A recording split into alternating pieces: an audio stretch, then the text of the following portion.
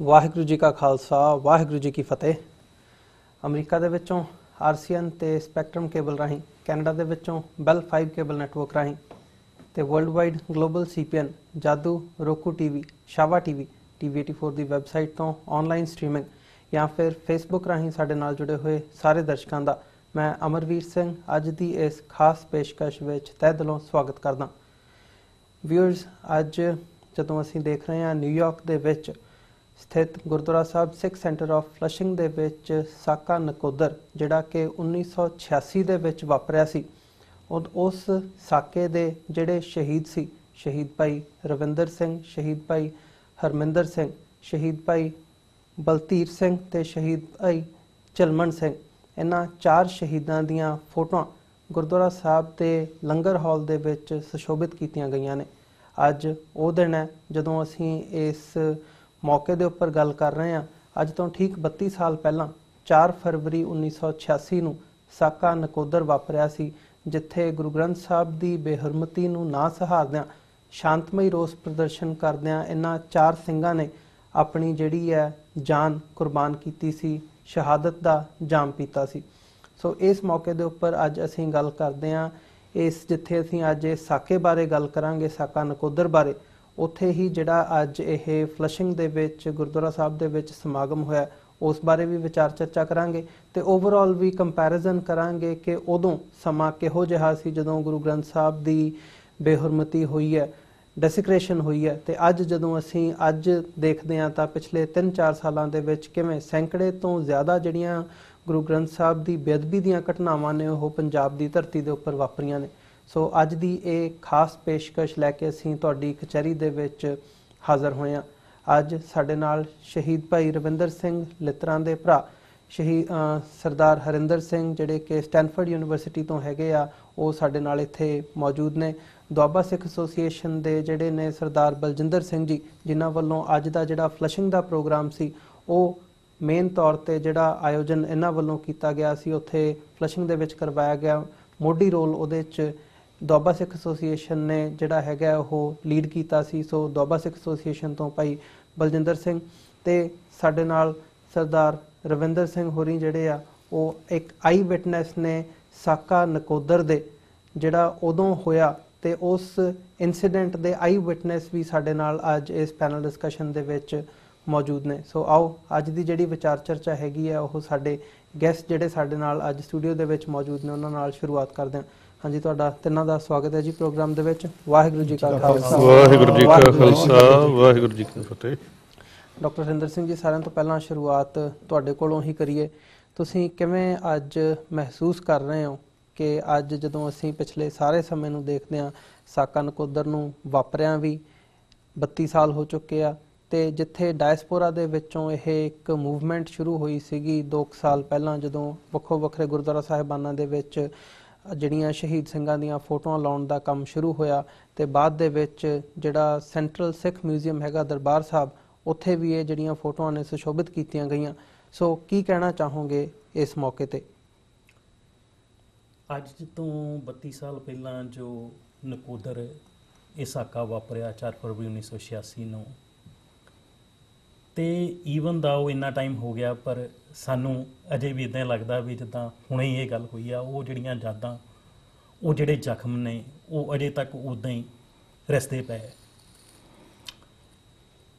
ਤੇ ਜਿਹੜੀ ਗੱਲ ਤੁਸੀਂ ਕੀਤੀ ਆ ਡਾਇਸਪੋਰਾ ਸਿੱਖਾਂ ਦੀ, ਤੇ ਜੋ ਪਿਛਲੇ ਸਾਲ 8 ਜਨਵਰੀ ਨੂੰ ਆਪਣੇ ਜਿਹੜੇ ਗਦਰੀ ਬਾਬਿਆਂ ਦਾ ਸਥਾਨ ਹੈਗਾ ਸਟਾਕਟਨ ਗੁਰੂ ਘਰ, ਉੱਥੋਂ ਸ਼ੁਰੂ ਹੋਈ ਸੀਗੀ ਇਹ ਲਹਿਰ ਕਿ ਇਹਨਾਂ ਸਿੰਘਾਂ ਦੀਆਂ ਜਿਹੜੀਆਂ ਹੈਗੀਆਂ ਤਸਵੀਰਾਂ ਉਹ ਕੇਂਦਰੀ ਸਿੱਖ ਮਿਊਜ਼ੀਅਮ ਜਿਹੜਾ ਉਹਦੇ 'ਚ ਸੁਸ਼ੋਭਿਤ ਕੀਤੀਆਂ ਜਾਣ। ਤੇ ਸਾਰਿਆਂ ਤੋਂ ਪਹਿਲਾਂ ਇੱਥੇ ਸਟਾਕਟਨ ਗੁਰੂ ਘਰ ਜਿਹੜਾ ਹੈਗਾ ਉੱਥੇ ਲਾਈਆਂ ਸੀ।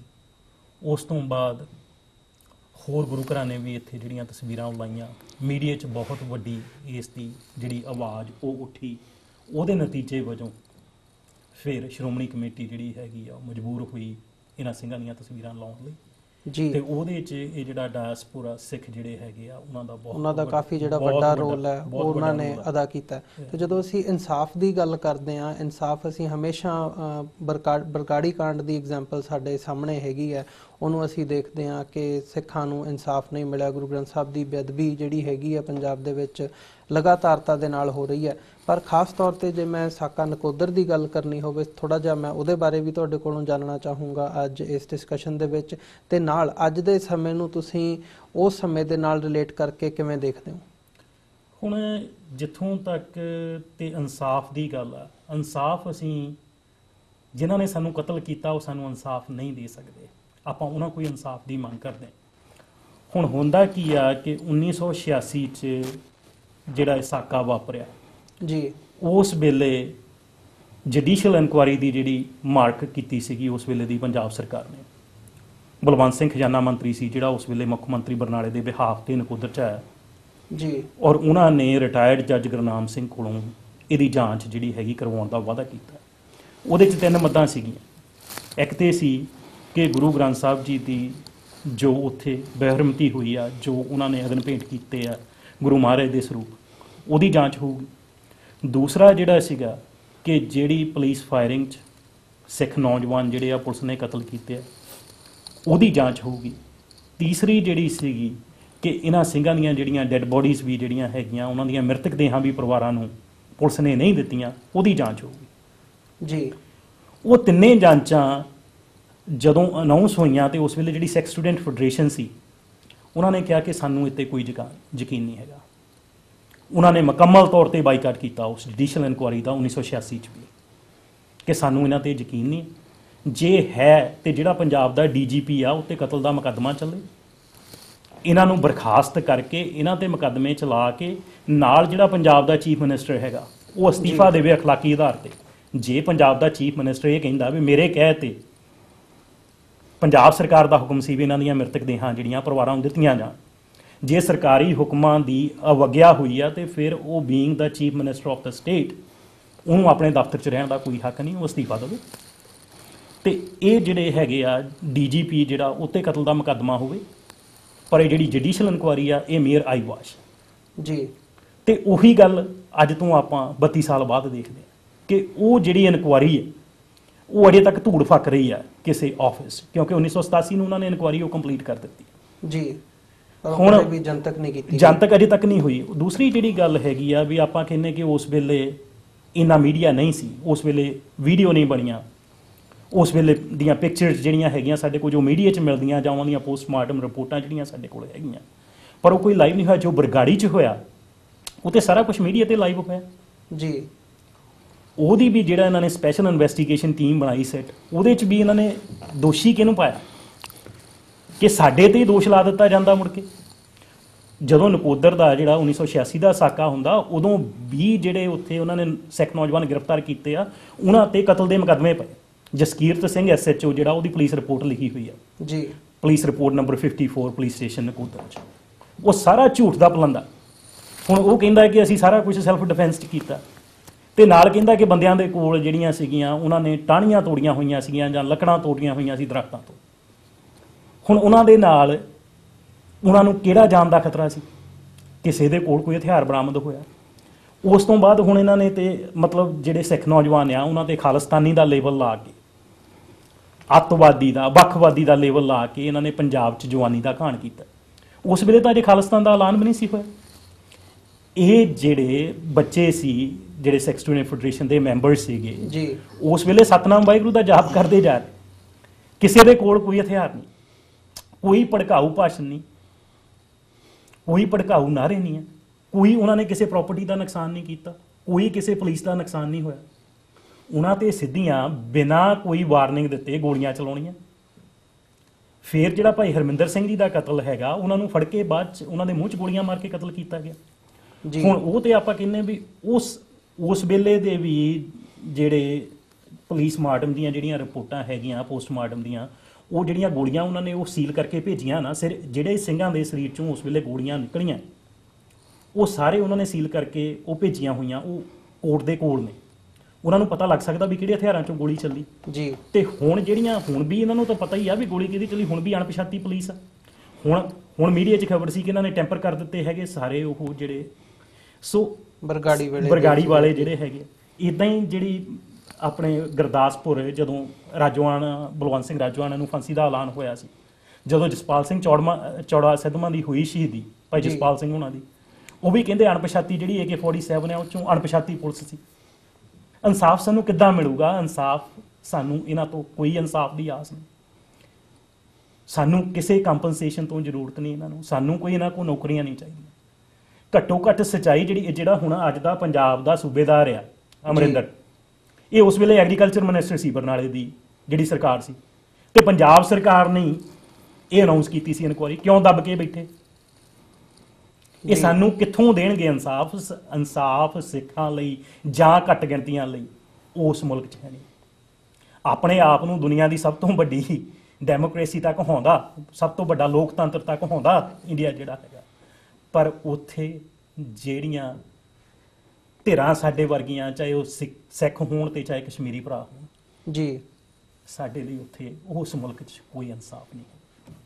ਜੀ ਪ੍ਰਵਿੰਦਰ ਸਿੰਘ ਜੀ, ਮੈਂ ਤੁਹਾਡੇ ਵੱਲ ਆਵਾਂ। ਜਿਵੇਂ ਤੁਸੀਂ ਐਜ਼ ਐਨ ਆਈ ਵਿਟਨੈਸ ਉਸ ਅਕਾਊਂਟ ਨੂੰ ਆਪਣੇ ਪਿੰਡੇ ਤੇ ਹੰਢਾਇਆ, ਉਸ ਸਾਰੇ ਵਾਕਿਆ ਨੂੰ, ਉਸ ਸਾਰੇ ਕਾਂਡ ਨੂੰ, ਨਕੋਦਰ ਸਾਕਾ ਬਾਰੇ ਜਿਹੜੀ ਤੁਹਾਡੀ ਯਾਦਾਸ਼ਤ ਹੈਗੀ ਹੈ ਉਹ ਕੀ ਦੱਸਦੀ ਹੈ? ਅੱਜ ਜੇ ਮੈਂ ਤੁਹਾਡੇ ਕੋਲੋਂ ਪੁੱਛਣਾ ਹੋਵੇ ਵੀ ਤੁਸੀਂ ਅੱਜ ਤੋਂ 32 ਸਾਲ ਪਹਿਲਾਂ ਦੇ ਜੇ ਉਹ ਪਲ, ਉਹ ਦ੍ਰਿਸ਼ ਵੀ ਉਹ ਐਗਜ਼ੈਕਟਲੀ ਹੋਇਆ ਕੀ ਸੀ? ਗੁਰੂ ਗ੍ਰੰਥ ਸਾਹਿਬ ਦੀ ਬੇਅਦਬੀ ਤੋਂ ਲੈ ਕੇ ਜਦੋਂ ਅਸੀਂ ਗੱਲ ਕਰਦੇ ਹਾਂ ਵੀ 4 ਫਰਵਰੀ ਦਾ ਜਿਹੜਾ ਦਿਨ ਸੀ, ਉਦੋਂ ਤੱਕ ਦਾ ਜੇ ਤੁਸੀਂ ਅਕਾਊਂਟ ਸਾਡੇ ਨਾਲ, ਸਾਡੇ ਦਰਸ਼ਕਾਂ ਦੇ ਨਾਲ ਸਾਂਝਾ ਕਰ ਸਕੋ। ਸਭ ਤੋਂ ਪਹਿਲਾਂ ਸਮੂਹ ਸਾਧ ਸੰਗਤ ਜੀ ਨੂੰ ਵਾਹਿਗੁਰੂ ਜੀ ਕਾ ਖਾਲਸਾ, ਵਾਹਿਗੁਰੂ ਜੀ ਕੀ ਫਤਿਹ। 4 ਫਰਵਰੀ 1986 ਨੂੰ ਜਦੋਂ ਇਹ ਸ਼ਾਂਤਮਈ ਢੰਗ ਨਾਲ ਸਾਰੇ ਗੁਰਮੁਖ ਉੱਥੇ ਇਕੱਤਰ ਹੋਏ ਸ਼ੇਰਪੁਰਾ ਪੁਲ ਤੇ ਨਕੋਦਰ ਵਿਖੇ, ਤੇ ਸਾਰਿਆਂ ਨੇ ਫੈਸਲਾ ਕੀਤਾ ਵੀ ਸ਼ਾਂਤਮਈ ਢੰਗ ਦੇ ਨਾਲ ਸਤਨਾਮ ਸ਼੍ਰੀ ਵਾਹਿਗੁਰੂ ਦਾ ਜਾਪ ਕਰਦਿਆਂ ਹੋਇਆਂ ਸਾਰੀ ਸਿੱਖ ਸੰਗਤ ਗੁਰੂ ਘਰ ਪਹੁੰਚੇ। ਉੱਥੋਂ ਜਾ ਕੇ ਜੋ ਗੁਰੂ ਗ੍ਰੰਥ ਸਾਹਿਬ ਜੀ ਦੀ ਬੇਅਦਬੀ ਹੋਈ ਆ, ਉਹਨਾਂ ਗੁਰੂ ਗ੍ਰੰਥ ਸਾਹਿਬ ਜੀ ਦੇ ਸਰੂਪਾਂ ਨੂੰ ਲਿਆਂਦਾ ਜਾਵੇ। ਇਸ ਮੁੱਦੇ ਤੇ ਚੱਲਦਿਆਂ ਹੋਇਆਂ ਸਾਰੀ ਸੰਗਤ ਨੇ ਫੈਸਲਾ ਲਿਆ ਔਰ ਸਾਰਿਆਂ ਨੇ ਅਰਦਾਸ ਕਰਕੇ ਉੱਥੋਂ ਤੁਰੇ। ਦਾਸ ਪੰਜਾਂ ਪਿਆਰਿਆਂ ਵਿੱਚ ਸ਼ਾਮਲ ਸੀ। ਤੋ ਇਸ ਲਈ ਸਭ ਤੋਂ ਪਹਿਲਾਂ ਅਸੀਂ ਜਦੋਂ ਸਤਨਾਮ ਸ਼੍ਰੀ ਵਾਹਿਗੁਰੂ ਜੀ ਦਾ ਜਾਪ ਕਰਦਿਆਂ ਹੋਇਆਂ ਤੁਰ ਰਹੇ ਸੀ ਤਾਂ ਉਹਨਾਂ ਨੇ ਅਥਰੂ ਦੇ ਗੈਸ ਦੇ ਗੋਲੇ ਸੱਟੇ। ਅਥਰੂ ਗੈਸ ਦੇ ਗੋਲੇ ਸੱਟਣ ਦਾ ਕਾਰਨ ਤਾਂ ਇਹ ਹੁੰਦਾ ਵੀ ਸਾਨੂੰ ਵਾਰਨਿੰਗ ਦੇ ਰਿਹਾ ਜੀ, ਪਰ ਉਹਨਾਂ ਨੇ ਅਥਰੂ ਗੈਸ ਦੇ ਗੋਲੇ ਕਿਸੇ ਹੋਰ ਕਾਰਨ ਵਾਸਤੇ ਸੱਟੇ ਸੀ ਤਾਂ ਜੋ ਜਿਹੜੇ ਸਿੰਘ ਚੱਲਦੇ ਆ ਰਹੇ ਉਹਨਾਂ ਨੂੰ ਦਿਸਣਾ ਬੰਦ ਹੋ ਜਾਵੇ ਧੂਏ ਦੇ ਵਿੱਚ। ਜਿੱਦਾਂ ਹੀ ਉਹਨਾਂ ਨੇ ਅਥਰੂ ਗੈਸ ਦੇ ਗੋਲੇ ਸੱਟੇ, ਬਿਲਕੁਲ ਉਸੇ ਹੀ ਟਾਈਮ ਤੇ ਗੋਲੀਆਂ ਦੀ ਵਿਛਾੜ ਸ਼ੁਰੂ ਹੋ ਗਈ। ਮੇਰੇ ਨਾਲ ਭਾਈ ਸਾਹਿਬ ਭਾਈ ਰਵਿੰਦਰ ਸਿੰਘ ਲੱਤਰਾਂ ਜੋ ਮੇਰੇ ਹੱਥਾਂ ਦੇ ਵਿੱਚ ਸ਼ਹੀਦ ਹੋਏ ਆ, ਬਿਲਕੁਲ ਮੇਰੇ ਨਾਲ ਸਨ। ਜਿਸ ਤਰ੍ਹਾਂ ਅਸੀਂ ਤੁਰੇ ਜਾ ਰਹੇ ਸੀ ਸਤਨਾਮ ਸ਼੍ਰੀ ਵਾਹਿਗੁਰੂ ਦਾ ਜਾਪ ਕਰਦਿਆਂ ਹੋਇਆਂ, ਸਭ ਤੋਂ ਪਹਿਲਾਂ ਗੋਲੀ ਉਹਨਾਂ ਦੇ ਹਿਰਦੇ 'ਚ ਲੱਗੀ। ਜਿੱਦਾਂ ਹੀ ਉਹਨਾਂ ਦੇ ਹਿਰਦੇ ਵਿੱਚ ਗੋਲੀ ਲੱਗੀ, ਉਹ ਬਿਲਕੁਲ ਥੱਲੇ ਡਿੱਗ ਪਏ ਚੱਲਦੇ ਚੱਲਦੇ ਬਿਲਕੁਲ। ਤਾਂ ਮੈਂ ਉਹਨਾਂ ਨੂੰ ਦੇਖਣ ਦੀ ਕੋਸ਼ਿਸ਼ ਕੀਤੀ। ਮੈਂ ਕਿਹਾ ਭਾਈ ਰਵਿੰਦਰ ਸਿੰਘ ਉੱਠੋ, ਕੀ ਹੋਇਆ? ਤੇ ਜਦੋਂ ਦੇਖਿਆ ਤਾਂ ਉਹ ਇੱਥੇ ਗੋਲੀ ਲੱਗੀ ਸੀ ਉਹਨਾਂ ਦੇ ਨਾਲ ਹੀ, ਉਹਨਾਂ ਦੇ ਅੱਖਾਂ ਪੁੱਠੀਆਂ ਹੋ ਚੁੱਕੀਆਂ ਸੀਗੀਆਂ। ਮੈਂ ਉਹਨਾਂ ਨੂੰ ਸਾਂਭਣ ਦੀ ਕੋਸ਼ਿਸ਼ ਕੀਤੀ ਪਰ ਉਹ ਭਾਈ ਸਾਹਿਬ ਜੀ ਇੱਕਦਮ ਹੀ ਜਾ ਚੁੱਕੇ ਸਨ ਜੀ। ਉਸ ਦੇ ਨਾਲ ਹੀ ਉਹਨਾਂ ਗੋਲੀਆਂ ਦੀ ਬਸ ਨਹੀਂ ਹੋਈ, ਗੋਲੀਆਂ ਦੀ ਵਿਛਾੜ ਚੱਲ ਰਹੀ ਆ। ਧੂਏ ਦੇ ਨਾਲ ਨਾਲ ਉਹਨਾਂ ਦੇ ਅਥਰੂ ਗੈਸ ਸਿੱਟੀ ਜਾ ਰਹੀ ਆ, ਨਾਲ ਨਾਲ ਗੋਲੀਆਂ ਚੱਲ ਰਹੀਆਂ। ਉਸ ਤੋਂ ਉਪਰੰਤ ਜਦੋਂ ਦੇਖਿਆ ਹਲਾ ਲਾਲਾ ਸਾਰੀ ਮਚ ਗਈ ਆ, ਸਾਰੇ ਭੱਜਣਾ ਦੌੜਨਾ ਸ਼ੁਰੂ ਹੋ ਗਈਆਂ। ਕਿਸੇ ਨੂੰ ਕੋਈ ਉਮੀਦ ਨਹੀਂ ਸੀ ਕਿ ਸ਼ਾਂਤਮਈ ਢੰਗ ਨਾਲ ਅਸੀਂ ਜਾ ਰਹੇ ਸੀ। ਸਿਰਫ ਸਾਡੀ ਤੇ ਕੋਈ ਇੱਕ ਮੰਗ ਸੀ ਵੀ ਅਸੀਂ ਸਿਰਫ ਗੁਰੂ ਘਰ ਜਾਣਾ, ਉੱਥੇ ਸ਼ਾਂਤਮਈ ਢੰਗ ਦੇ ਨਾਲ ਜਾਪ ਕਰਦੇ ਹੋਇਆਂ, ਬਿਨ ਬੇਹਥਿਆਰ, ਕੋਈ ਹਥਿਆਰ ਨਹੀਂ ਸਾਡੇ ਕੋਲ, ਕਿਸੇ ਦੇ ਕੋਲ ਕੋਈ ਸੋਟੀ ਨਹੀਂ, ਕੁਛ ਨਹੀਂ, ਸਿਰਫ ਤੇ ਸਿਰਫ ਜਿਸ ਤਰ੍ਹਾਂ ਇੱਥੇ ਅਸੀਂ ਬਾਹਰਲੇ ਸ਼ਹਿਰਾਂ ਵਿੱਚ ਪ੍ਰਕਰਮਾ ਕਰਦੇ ਹਾਂ, ਇਸ ਤਰ੍ਹਾਂ ਬੜੇ ਪਿਆਰ ਦੇ ਨਾਲ ਸਤਨਾਮ ਸ਼੍ਰੀ ਵਾਹਿਗੁਰੂ ਦਾ ਜਾਪ ਕਰਦਿਆਂ ਸੰਗਤ ਜਾ ਰਹੀ ਆ। ਉੱਪਰੋਂ ਗੋਲੀਆਂ ਦੀ ਵਿਛਾੜ ਹੋ ਜਾਏ, ਕੋਈ ਕਿੱਧਰ ਨੂੰ ਭੱਜ ਸਕਦਾ ਜੀ। ਤੋ ਇਸ ਤਰ੍ਹਾਂ ਭਾਈ ਸਾਹਿਬ ਜੀ ਮੇਰੇ ਹੱਥਾਂ ਵਿੱਚ ਉਹਨਾਂ ਨੇ ਸ਼ਹੀਦੀ ਪ੍ਰਾਪਤ ਕੀਤੀ। ਤੇ ਇਸ ਦੇ ਨਾਲ ਪੁਲਿਸ ਘੋੜਿਆਂ ਤੇ ਚੜ੍ਹ ਕੇ ਆਈ। ਉਹਨਾਂ ਨੇ ਜਿਹੜੇ ਵੀ ਸਿੰਘ ਉਹਨਾਂ ਨੂੰ ਲੱਭੇ ਸਾਰਿਆਂ ਤੇ ਗੋਲੀਆਂ ਚਲਾਈਆਂ। ਜਿਹੜੇ ਵੀ ਬਚੇ ਆਪਣੇ ਭੱਜਣ ਕਰਕੇ ਬਚੇ, ਨਹੀਂ ਤਾਂ ਜਨਾਬ ਭੱਜਦੇ ਤਾਂ ਉੱਥੇ ਪਤਾ ਨਹੀਂ ਉਹਨਾਂ ਨੇ ਕਿੰਨੇ ਸਿੰਘ, ਹਜ਼ਾਰਾਂ ਹੀ ਸਿੰਘ ਸ਼ਹੀਦ ਕਰ ਦੇਣੇ ਸੀਗੇ ਜੀ। ਸੋ ਇਹ ਜੋ ਵਾਕਿਆ ਹੈ, ਅੱਜ ਤੋਂ 32 ਸਾਲ ਹੋ ਗਏ ਇਸ ਵਾਕਿਆ ਨੂੰ। ਤੇ ਜਦੋਂ ਵੀ ਇਸ ਵਾਕਿਆ ਨੂੰ ਯਾਦ ਕਰੀਦਾ ਦੁਆਰਾ ਖੂਨ ਖੋਲਣ ਲੱਗ ਪੈਂਦਾ ਬਈ ਦੇਖੋ ਅਸੀਂ ਇੱਕ ਨਿਹੱਥੇ ਸਰਪ ਜੋ ਸਾਡੇ ਗੁਰੂ ਸਾਹਿਬਾਨ ਧੰਨ ਧੰਨ ਸਾਹਿਬ ਸ਼੍ਰੀ ਗੁਰੂ ਗ੍ਰੰਥ ਸਾਹਿਬ ਜੀ ਦੀ ਬੇਅਦਬੀ ਕੀਤੀ ਆ, ਉਹਨਾਂ ਤੋਂ ਅਸੀਂ ਉਹਨਾਂ ਦੇ ਸਰੂਪ ਸਿਰਫ ਗੁਰੂ ਘਰ ਦੇ ਮੱਥਾ ਟੇਕਣ ਦੇ ਸਿਰਫ ਉਹ ਗੁਰੂ ਗ੍ਰੰਥ ਸਾਹਿਬ ਜੀ ਨੂੰ ਜੋ ਬੇਅਦਬੀ ਕੀਤੀ ਵਾਲੇ ਸਰੂਪ ਉਹਨਾਂ ਨੂੰ ਲੈਣ ਜਾਣ ਦੀ ਕੋਸ਼ਿਸ਼ ਕਰ ਰਹੇ ਸੀ।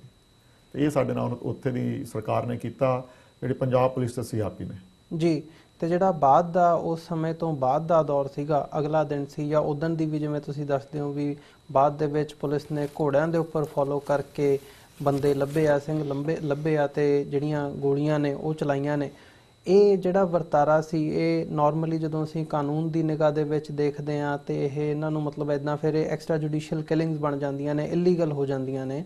ਮਤਲਬ ਤੁਹਾਨੂੰ ਇੱਦਾਂ ਦਾ ਵੀ ਆਪਣੇ ਪਿੰਡੇ ਤੇ ਪਰਿਵਾਰ ਨੂੰ ਬਾਅਦ ਦੇ ਵਿੱਚ ਹੰਢਾਉਣਾ ਪਿਆ ਕਿ ਜਿਹੜੇ ਕੇਸਿਸ ਹੈਗੇ ਆ ਜਾਂ ਜਿਹੜਾ ਡਾਇਰੈਕਟ ਕਨਫਰੰਟੇਸ਼ਨ ਹੈਗੀ ਆ ਪੁਲਿਸ ਦੇ ਨਾਲ, ਪੁਲਿਸ ਨੇ ਉਸ ਤੋਂ ਬਾਅਦ ਵੀ ਤੰਗ ਪਰੇਸ਼ਾਨ ਕੀਤਾ? ਮੈਂ ਆਪਣੀ ਪਰਸਨਲ ਗੱਲ ਕਰਦਾ, ਮੈਂ 2 ਹਫ਼ਤੇ ਘਰੋਂ ਮੈਨੂੰ ਬਾਹਰ ਰਹਿਣਾ ਪਿਆ ਕਿਉਂਕਿ ਪੁਲਿਸ ਦਾ ਸਾਰਿਆਂ ਨੂੰ ਲੱਭਦੀ ਸੀ, ਜਿਨ੍ਹਾਂ ਦਾ ਉਹਨਾਂ ਨੂੰ ਪਤਾ ਲੱਗਿਆ। ਤੇ ਪੁਲਿਸ ਸਾਡੇ ਵੀ ਪਿੰਡ ਆਈ ਸੀਗੀ, ਪੁੱਛਤਾਛ ਕੀਤੀ ਉਹਨਾਂ ਨੂੰ, ਪਰ ਬਹੁਤ ਜ਼ਿਆਦਾ ਕੁਝ ਨਾ ਮਿਲਣ ਕਰਕੇ ਉਹ ਚਲੇ ਗਏ। 2 ਹਫ਼ਤੇ ਮੈਨੂੰ ਬਾਹਰ ਰਹਿਣਾ ਪਿਆ ਪਿੰਡ ਤੋਂ ਆਪਣੇ। ਜੀ ਜੀ ਬਲਜਿੰਦਰ ਸਿੰਘ ਜੀ, ਮੈਂ ਤੁਹਾਡੇ ਵੱਲ ਆਵਾਂ ਅਖੀਰ ਦੇ ਵਿੱਚ ਕਿ ਜਿਹੜੀ ਦੁਆਬਾ ਸਿੱਖ ਐਸੋਸੀਏਸ਼ਨ ਵੱਲੋਂ ਅੱਜ ਇੱਥੇ ਫਲਸ਼ਿੰਗ ਦੇ ਵਿੱਚ ਇਹ ਸਮਾਗਮ ਕਰਵਾਇਆ ਗਿਆ ਸਾਕਾ ਨਕੋਦਰ ਦੇ ਸ਼ਹੀਦਾਂ ਦੀ ਯਾਦ ਦੇ ਵਿੱਚ, ਖਾਸ ਤੌਰ ਤੇ ਡਾਇਸਪੋਰਾ ਦੇ ਹਵਾਲੇ ਨਾਲ ਤੁਸੀਂ ਕੀ ਸਮਝਦੇ ਹੋ? ਸ਼ਹੀਦਾਂ ਦੀ ਯਾਦ ਨੂੰ ਮਨਾਉਣਾ, ਉਹਨਾਂ ਨੂੰ ਯਾਦ ਕਰਨਾ ਕਿੰਨੀ ਕੁ ਅਹਿਮੀਅਤ ਰੱਖਦਾ ਹੈ ਤੇ ਖਾਸ ਤੌਰ ਤੇ ਜਿਹੜੀ ਅੱਜ ਦੀ ਯੰਗ ਜਨਰੇਸ਼ਨ ਹੈਗੀ ਹੈ, ਨਵੀਂ ਪੀੜ੍ਹੀ ਹੈ, ਉਹਦੇ ਲਈ? ਹਾਂਜੀ ਅਮਰਵੀਰ ਸਿੰਘ ਜੀ, ਸਭ ਤੋਂ ਪਹਿਲਾਂ ਤੁਹਾਨੂੰ ਤੇ TV 84 ਦੇ ਸਾਰਿਆਂ ਸਰੋਤਿਆਂ ਨੂੰ ਵਾਹਿਗੁਰੂ ਜੀ ਕਾ ਖਾਲਸਾ ਵਾਹਿਗੁਰੂ ਜੀ ਕੀ ਫਤਿਹ। ਤੁਹਾਡਾ ਬਹੁਤ ਬਹੁਤ ਧੰਨਵਾਦ TV 84 ਦਾ ਕਿ ਤੁਸੀਂ ਅੱਜ ਇੱਕ ਪਲੇਟਫਾਰਮ ਬਖਸ਼ਿਆ ਕੌਮ ਨੂੰ, ਜਿੱਥੇ ਬੈਠ ਕੇ ਕੌਮ ਦੇ ਸ਼ਹੀਦਾਂ ਦੀ ਅਸੀਂ ਗੱਲ ਕਰ ਸਕਦੇ ਹਾਂ।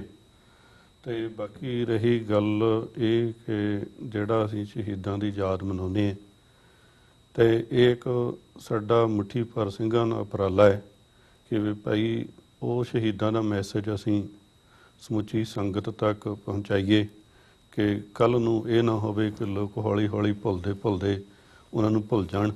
ਤੇ ਉਹਨਾਂ ਦੀ ਯਾਦ ਨੂੰ ਤਾਜ਼ਾ ਕਰਨ ਦੇ ਲਈ ਅਸੀਂ ਬਾਹਰ ਗੁਰੂ ਘਰਾਂ ਦੇ ਵਿੱਚ ਸ਼ਹੀਦੀ ਸਮਾਗਮ ਕਰਦੇ ਹਾਂ, ਜਿਹਦੇ ਤੌਰ 'ਤੇ ਅੱਜ ਅਸੀਂ Sikh cultural society Flushing Sikh centre of Flushing ਵਿਖੇ ਇਹ ਜਿਹੜਾ ਸਾਕਾ ਨਕੋਦਰ ਦੇ ਸ਼ਹੀਦਾਂ ਨੂੰ ਸਮਰਪਿਤ ਸ਼ਹੀਦੀ ਸਮਾਗਮ ਕੀਤਾ ਹੈ। ਤੇ ਉੱਥੇ ਇਹਨਾਂ ਸ਼ਹੀਦਾਂ ਦੀਆਂ ਤਸਵੀਰਾਂ ਵੀ ਲਾਈਆਂ ਲੰਗਰ ਹਾਲ ਦੇ ਵਿੱਚ। ਤੇ ਮੇਨ ਮਕਸਦ ਇਹੀ ਹੁੰਦਾ ਹੈ ਕਿ ਉਹਨਾਂ ਸ਼ਹੀਦਾਂ ਦਾ ਮੈਸੇਜ ਜਾਂ ਕਿਹੜੇ ਮਕਸਦ ਲਈ ਉਹ ਸਿੰਘ ਸ਼ਹੀਦ ਹੋਏ ਨੇ। ਤੇ ਇਹ ਸਾਕਾ ਨਕੋਦਰ ਧੰਨ ਧੰਨ ਸਤਿਗੁਰੂ ਸਾਹਿਬ ਸ੍ਰੀ ਗੁਰੂ ਗ੍ਰੰਥ ਸਾਹਿਬ ਜੀ ਦੀ ਬੇਅਦਬੀ ਨੂੰ ਲੈ ਕੇ ਵਾਪਰਿਆ ਇੱਕ ਇਹੋ ਜਿਹਾ ਕਾਂਡ ਹੈ ਜਿਹਨੂੰ ਅਸੀਂ ਭੁਲਾ ਨਹੀਂ ਸਕਦੇ ਕਦੇ ਵੀ। ਤੇ ਸ਼ਾਂਤਮਈ ਇੱਕ ਪ੍ਰਦਰਸ਼ਨ ਕਰਨ ਰਹੇ ਇੱਕ ਸਿੱਖਾਂ ਦੇ ਜਿਵੇਂ 5 ਪਿਆਰਿਆਂ ਦੀ ਅਗਵਾਈ ਵਿੱਚ ਚੱਲ ਰਿਹਾ ਮਾਰਚ ਗੁਰਦੁਆਰਾ ਸਾਹਿਬ ਨੂੰ ਜਾ ਰਿਹਾ, ਉਹਨਾਂ 'ਤੇ ਅਚਾਨਕ ਬਿਨਾਂ ਕਿਸੇ ਵਾਰਨਿੰਗ ਤੋਂ ਉਸ ਸਮੇਂ ਦੀ ਹਕੂਮਤ ਵੱਲੋਂ ਅੰਨ੍ਹੇਵਾਹ ਫਾਇਰਿੰਗ ਕਰਕੇ ਇਹ 4 ਸਿੰਘ ਜਿਹੜੇ ਜਿਨ੍ਹਾਂ ਦਾ ਆਪਾਂ ਜ਼ਿਕਰ ਕੀਤਾ ਅੱਜ, ਉਹਨਾਂ ਨੂੰ ਸ਼ਹੀਦ ਕੀਤਾ ਗਿਆ। ਤੇ ਜੇ ਅਸੀਂ ਦੇਖੀਏ ਕਿ 1986 ਤੋਂ ਲੈ ਕੇ ਅੱਜ ਤੱਕ 32 ਸਾਲ ਹੋ ਗਏ ਨੇ, ਕੁਛ ਵੀ ਨਹੀਂ ਬਦਲਿਆ। ਉਹੀ ਸਿਸਟਮ ਹੈ ਜਿਹਦੇ ਤੋਂ ਅਸੀਂ ਆਸ ਲਾਈ ਬੈਠੇ ਹਾਂ ਵੀ ਭਾਈ ਸਾਨੂੰ ਕਿਸੇ ਢੰਗ ਦਾ ਇਨਸਾਫ ਮਿਲ ਜਾਊਗਾ। ਇਹ ਇੱਕ ਅਸੀਂ ਕਾਤਲ ਤੋਂ ਇਨਸਾਫ ਮੰਗਦੇ ਹਾਂ। ਸਾਡਾ ਕਾਤਲ ਹੈ ਦੂਜੇ ਪਾਸੇ, ਉਹ ਨਾ ਤਾਂ ਇਨਸਾਫ ਉਹਨੇ ਉਦੋਂ ਦਿੱਤਾ ਸੀ ਅਤੇ ਨਾ ਉਹਨੇ ਹੁਣ ਦੇਣਾ। ਕਾਰਨ ਇਹੀ ਹੈ ਕਿ ਵੀ ਭਾਈ ਜਿਹੜੀ ਹਿੰਦੁਸਤਾਨ ਦੀ ਜਿਹੜੀ ਭਾਰਤੀ ਸਟੇਟ ਦੀ ਪਾਲਿਸੀ ਹੈ ਉਹ ਸਿੱਖਾਂ ਨੂੰ ਅਤੇ ਪੰਜਾਬ ਨੂੰ ਖਤਮ ਕਰਨੇ ਦੀ ਹੈ। ਉਹਨੇ ਇਨਸਾਫ ਸਿੱਖਾਂ ਨੂੰ ਕਿਤੋਂ ਨਹੀਂ ਮਿਲਣੇ। ਅਤੇ ਨਾਲੇ ਉਸ ਮੌਕੇ 'ਤੇ ਵਿਟਨੈਸ ਨੇ, ਆਈ ਵਿਟਨੈਸ ਨੇ, ਭਾਈ ਸਾਹਿਬ ਨੇ ਪਤਾ ਵੀ ਕਿਹੜੇ ਕਿਹੜੇ ਪੁਲਿਸ ਵਾਲੇ ਨੇ ਗੋਲੀਆਂ ਮਾਰੀਆਂ, ਕਿਹੜਾ ਉੱਤੋਂ SHO ਸੀ, ਕੌਣ ਸੀਗਾ ਉੱਥੇ ਜਿਹਨੇ ਜਾ ਕੇ ਭਾਈ ਹਰਮਿੰਦਰ ਸਿੰਘ ਦੇ ਮੂੰਹ 'ਚ ਗੋਲੀਆਂ ਮਾਰ ਕੇ ਉਹਨੂੰ ਸ਼ਹੀਦ ਕੀਤਾ ਗਿਆ ਫੜ ਕੇ। ਅਤੇ ਹਰ ਇੱਕ ਚੀਜ਼ ਦੇ ਪ੍ਰੂਫ ਨੇ, ਪਰ ਅਦਾਲਤਾਂ ਜਾਂ ਇੱਥੋਂ ਉਹਨਾਂ ਦੀਆਂ ਰਿਪੋਰਟਾਂ ਕਰਨ ਤੋਂ ਵੀ ਬੈਠੇ ਨੇ, FIR ਤੱਕ ਨਹੀਂ ਹੁੰਦੀ, ਜੇ ਹੋਈ ਉਹ ਵੀ ਫੇਕ ਹੋਈ ਹੈ। ਅਤੇ ਜਿਵੇਂ ਭਾਈ ਸਾਹਿਬ ਹੁਣੀ ਦੱਸਿਆ ਅਤੇ ਗੁਰੂ ਗ੍ਰੰਥ ਸਾਹਿਬ ਦੀ ਬੇਅਦਬੀ ਹੋਈ ਹੋਵੇ, ਜਿਹੜੇ ਸ਼ਾਂਤਮਈ ਪ੍ਰਦਰਸ਼ਨ ਕਰਨ ਵਾਲੇ ਸਿੰਘ ਨੇ, ਫੈਡਰੇਸ਼ਨ ਦੇ ਆਗੂ ਨੇ, ਉਹਨਾਂ ਦੇ ਉੱਤੇ ਹੀ ਮੁਕੱਦਮਾ ਪਾ ਦਿੱਤਾ ਜਾਵੇ ਕਤਲ ਦਾ ਜਾਂ ਬੇਅਦਬੀ ਕਰਨੇ ਦਾ। ਅਤੇ ਫਿਰ ਅਸੀਂ ਇਨਸਾਫ ਕਿਹੜੀ ਚੀਜ਼ ਦਾ ਮੰਗਦੇ ਹਾਂ। ਬਾਕੀ ਰਹੀ ਗੱਲਬਾਤ, ਇੱਕ ਦੁਆਬਾ ਸਿੱਖ ਐਸੋਸੀਏਸ਼ਨ ਇੱਕ ਮੁੱਠੀ ਭਰ ਸਿੱਖਾਂ ਦੀ ਅਤੇ ਨਿਊਯਾਰਕ ਵਿੱਚ ਸੰਸਥਾ ਹੈ ਜਿਨ੍ਹਾਂ ਦਾ ਇਹ ਮੁੱਖ ਮਕਸਦ ਇਹੀ ਹੈ ਕਿ ਅਸੀਂ ਉਹਨਾਂ ਸ਼ਹੀਦਾਂ ਦੀਆਂ ਯਾਦਾਂ ਗੁਰੂ ਘਰਾਂ 'ਚ ਮਨਾਈਏ, ਵੱਧ ਤੋਂ ਵੱਧ ਬਣਾ ਕੇ ਉਹਨਾਂ ਦੀਆਂ ਤਸਵੀਰਾਂ ਦੀ ਅਸੀਂ ਪ੍ਰਦਰਸ਼ਨੀ ਕਰਦੇ ਹਾਂ ਜੀ ਤੇ ਖਾਲਿਸਤਾਨ ਦੇ ਫਲੈਗ ਲਾਈਦੇ ਹੈ। ਤੇ ਅਸੀਂ ਜਿਹੜੇ ਯੂਥ ਹੈ ਉਹਨਾਂ ਨੂੰ ਮੈਸੇਜ ਦੇਣਾ ਚਾਹੁੰਦੇ ਹਾਂ ਕਿ ਵੀ ਜਿਹੜਾ ਇਹਨਾਂ ਸਿੰਘਾਂ ਨੇ ਆਪਣਾ ਸੰਘਰਸ਼ ਲੜਿਆ ਹੈ, ਆਪਣੀ ਕੁਰਬਾਨੀਆਂ ਦਿੱਤੀਆਂ, ਕਿ ਇਹਨਾਂ ਦੇ ਡੁੱਲੇ ਖੂਨ ਨੂੰ ਅਸੀਂ ਅਜਾਈ ਨਹੀਂ ਜਾਣ ਦੇਣਾ। ਇਹਨਾਂ ਦੀ ਜਿਹੜੀ ਸੋਚ ਆ ਅਸੀਂ ਇਹਨਾਂ ਨੂੰ ਬਰਕਰਾਰ ਰੱਖਣਾ ਤੇ ਇਹਨਾਂ ਦਾ ਜਿਹੜਾ ਅੱਗੇ ਜਿਵੇਂ ਨਿਸ਼ਾਨ ਸਾਹਿਬ ਅਸੀਂ ਆਉਣ ਵਾਲੇ ਯੂਥ ਦੇ ਹੱਥ 'ਚ ਫੜਾਉਣਾ ਵੀ ਭਾਈ ਅਸੀਂ ਇੱਥੋਂ ਤੱਕ ਆਹ ਮੈਸੇਜ ਲੈ ਕੇ ਆਏ ਹਾਂ। ਜੋ ਸੰਤ ਜਰਨੈਲ ਸਿੰਘ ਖਾਲਸਾ ਭਿੰਡਰਾਂ ਵਾਲਿਆਂ ਨੇ 4 ਜੂਨ 1984 ਨੂੰ ਦਰਬਾਰ ਸਾਹਿਬ ਤੇ ਅਟੈਕ ਸਮੇਂ ਕਿਹਾ ਸੀ ਕਿ ਅੱਜ ਤੋਂ ਖਾਲਿਸਤਾਨ ਦੀ ਨੀਂਹ ਰੱਖੀ ਗਈ। ਉਸ ਖਾਲਿਸਤਾਨ ਦੇ ਇਹ 4 ਸਿੰਘ ਉਹਦੇ ਸ਼ਹੀਦ ਨੇ, ਜਿਹੜੇ ਨਕੋਦਰ ਸਾਕੇ ਦੇ ਸ਼ਹੀਦ ਨੇ ਜੀ। ਤੇ ਆਉਣ ਵਾਲੇ ਸਮੇਂ 'ਚ ਵੀ ਅਸੀਂ ਕੋਸ਼ਿਸ਼ ਕਰਾਂਗੇ ਕਿ ਵੱਧ ਤੋਂ ਵੱਧ ਗੁਰੂ ਘਰਾਂ ਵਿੱਚ ਇਹਨਾਂ ਸਿੰਘਾਂ ਦਾ, ਨੌਜਵਾਨ ਸਿੰਘ ਨੇ, ਚੜ੍ਹਦੀ ਉਮਰ ਦੇ ਸਿੰਘ ਨੇ ਤੇ ਬਹੁਤ ਵਧੀਆ ਫਿਊਚਰ ਸੀ ਇਹਨਾਂ ਦੇ ਅੱਗੇ, ਬਹੁਤ ਵਧੀਆ ਕਾਲਜਾਂ ਵਿੱਚ ਪੜ੍ਹਦੇ ਸੀ ਤੇ ਇਹ ਵੀ ਚਾਹੁੰਦੇ ਸੀ ਵੀ ਅਸੀਂ ਕੋਈ ਡਾਕਟਰ ਬਣਨਾ ਚਾਹੁੰਦਾ, ਕੋਈ ਕੁਛ ਬਣਨਾ ਚਾਹੁੰਦਾ। ਪਰ ਸਭ ਤੋਂ ਵੱਧ ਸੱਟ ਉਸ ਮੌਕੇ ਤੇ ਲੱਗਦੀ ਹੈ ਕਿ ਜਦੋਂ ਸਾਡੇ ਧਰਮ ਧੰਨ ਧੰਨ ਸਤਿਗੁਰੂ ਸਾਹਿਬ ਸ੍ਰੀ ਗੁਰੂ ਗ੍ਰੰਥ ਸਾਹਿਬ ਦੀ ਬੇਅਦਬੀ ਹੁੰਦੀ ਹੈ, ਉਹਨੂੰ ਕੋਈ ਸਿੱਖ ਨਹੀਂ ਸਹਾਰ ਸਕਦਾ ਤੇ ਇਸੇ ਢੰਗ ਦੇ ਨਾਲ ਇਹਨਾਂ ਸਿੰਘਾਂ ਦੀ ਕੁਰਬਾਨੀ ਹੈ ਤੇ ਆਉਣ ਵਾਲੇ ਸਮੇਂ 'ਚ ਵੀ ਅਸੀਂ ਇਹਨਾਂ ਦੇ ਸਮਾਗਮ ਮਨਾਉਂਦੇ ਰਹਾਂਗੇ ਜੀ। ਜਿਵੇਂ ਬਲਜਿੰਦਰ ਸਿੰਘ ਜੀ ਤੁਸੀਂ ਇਨਸਾਫ ਦੀ ਗੱਲ ਕੀਤੀ ਹੈ ਕਿ ਅਸੀਂ ਉਹਨਾਂ ਕੋਲੋਂ ਹੀ ਇਨਸਾਫ ਮੰਗਦੇ ਹਾਂ ਜਿਨ੍ਹਾਂ ਨੇ ਸਾਡਾ ਕਤਲ ਕੀਤਾ। ਸੋ ਜੇ ਉਹ ਅਪਰੋਚ ਠੀਕ ਨਹੀਂ ਹੈਗੀ ਤਾਂ ਇਨਸਾਫ ਦੀ ਹੋਰ ਕਿਹੜੀ ਡੈਫੀਨੇਸ਼ਨ ਹੈਗੀ ਹੈ? ਤੁਸੀਂ ਕੀ ਸਮਝਦੇ ਹੋ ਕਿ ਇਨਸਾਫ ਦੀ ਕੀ ਅਹਿਮੀਅਤ ਹੈ ਤੇ ਇਨਸਾਫ ਕਿਹਨੂੰ ਤੁਸੀਂ ਕਹੋਗੇ? ਦੇਖੋ, ਇਨਸਾਫ ਦੀ ਅਹਿਮੀਅਤ ਤਾਂ ਬਹੁਤ ਹੈ। ਜਦੋਂ ਇਨਸਾਫ ਮੰਗਦੇ ਮੰਗਦੇ ਇਸ ਮੌਕੇ ਤੇ ਜਿਹੜੀਆਂ ਉਹ ਮਾਵਾਂ ਨੇ ਉਹਨਾਂ ਦੇ ਅੱਖਾਂ ਦੇ ਅੱਥਰੂ ਵੀ ਸੁੱਕ ਗਏ ਨੇ, ਉਹਨਾਂ ਨੂੰ ਇਨਸਾਫ ਇੱਕ ਉਸ ਜਗ੍ਹਾ ਤੋਂ ਇਨਸਾਫ ਮੰਗਣ ਰਹੇ ਜਿੱਥੋਂ ਸਾਨੂੰ ਇਨਸਾਫ ਕਦੇ ਵੀ ਨਹੀਂ ਮਿਲਣਾ।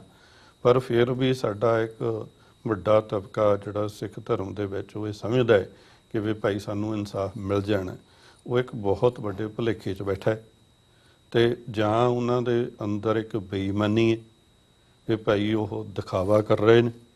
ਇੰਨਾ ਕੁਛ ਹੋਣ ਦੇ ਬਾਵਜੂਦ ਵੀ ਉੱਥੇ ਦੀਆਂ ਅਦਾਲਤਾਂ ਨੇ ਸਾਨੂੰ ਇੱਕ ਵੀ ਚੀਜ਼ ਦਾ ਇਨਸਾਫ ਨਹੀਂ ਦਿੱਤਾ ਹੈ।